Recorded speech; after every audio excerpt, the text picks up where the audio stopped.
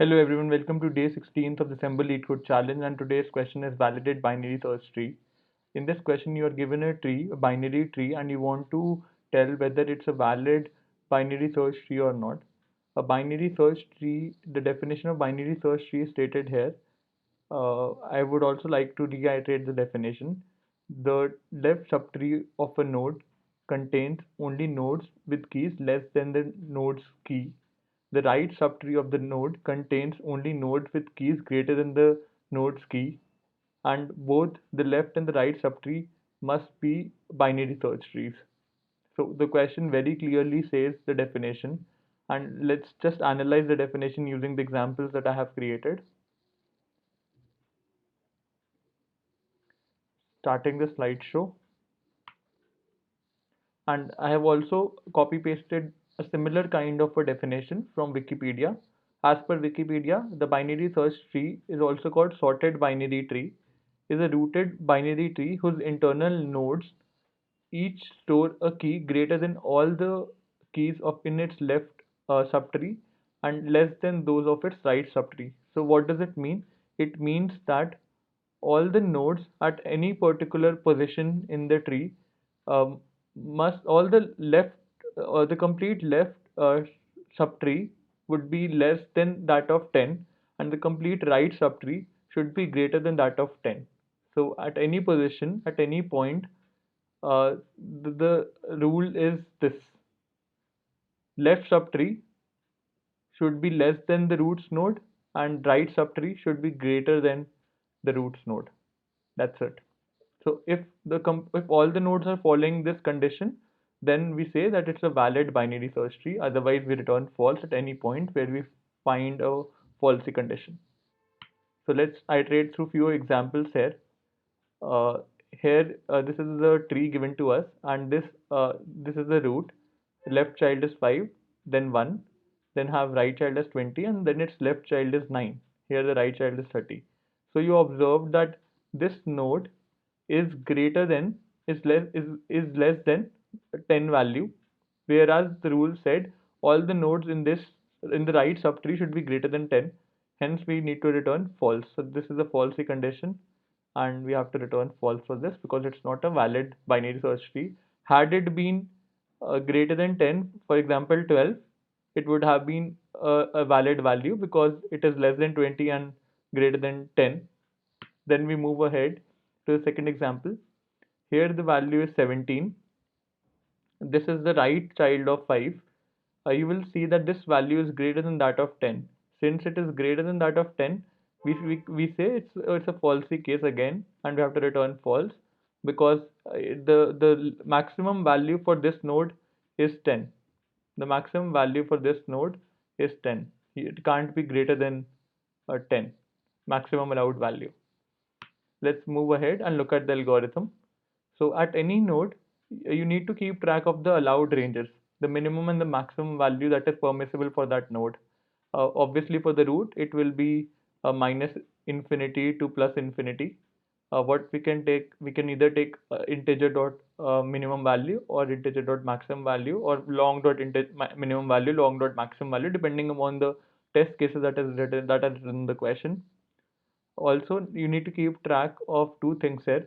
If you are moving in the left direction, whenever you move in the left direction, the maximum value changes. The maximum allowed value changes. It becomes equal to the roots value. That this is what the first rule says. If you are moving in the left direction, update max range to parent's root value. So for this subtree, the maximum allowed value will be equal to roots node.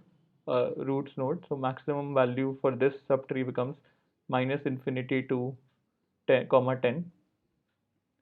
And however, if you are moving in the right direction, the minimum value becomes equal to the roots value, something like this: root val comma maximum. The range becomes root val comma maximum, for because for this value all the nodes should be greater than that of 10, the roots value, and hence the for this subtree the range is 10 comma plus infinity.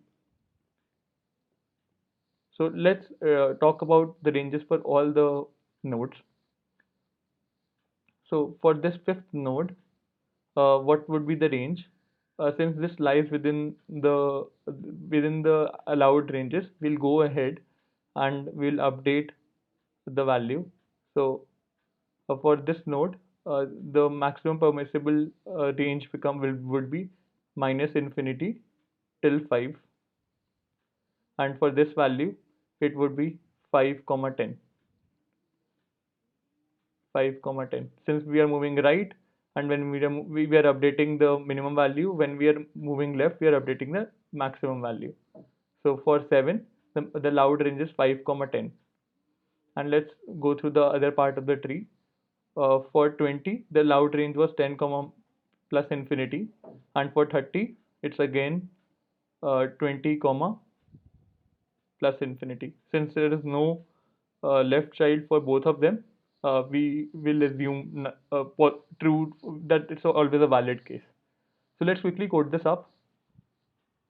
First of all, writing the one of the corner cases, if root equals to null, return true. Otherwise, define the helper method. The helper method will take three parameters, one as the root, the other one as the minimum value, long dot min value, comma long dot max value, and this the result of this would be a boolean value which tells us whether the tree is a BST or not. And how do you define the helper method? So it would be, the return type would be boolean, and it will have three parameters: tree node root, comma integer long minimum, long maximum. If root at any point becomes null, you return true. Otherwise, you check whether the root's value is within this range or not. If root dot val is less than minimum, less than equal to minimum, or root dot val is greater than equal to maximum, that means out of the range, out of the permissible range, you return false. Otherwise, you iterate through both the subtrees. And how do we iterate through both the subtrees? As per the same rules that I specified in the slideshow. Root dot left, if we are going left, we will update the maximum value to root's value, root dot val, and helper dot root dot right, comma root dot val, comma maximum. This time the minimum value gets updated. Also, you need to write the cases where root dot left is null or root dot right is null, because in those cases it will always return true. So let's quickly submit this up. Accepted. Let's talk about the time complexity for the solution. Time complexity would be equal to order of n, because you are traversing uh, all the nodes once in the tree, and hence it's order of n. Let's talk about the space complexity as well. Space complexity would be equal to the recursion stack that will be developed. That would be equal to the height of the subtree, like height of the tree.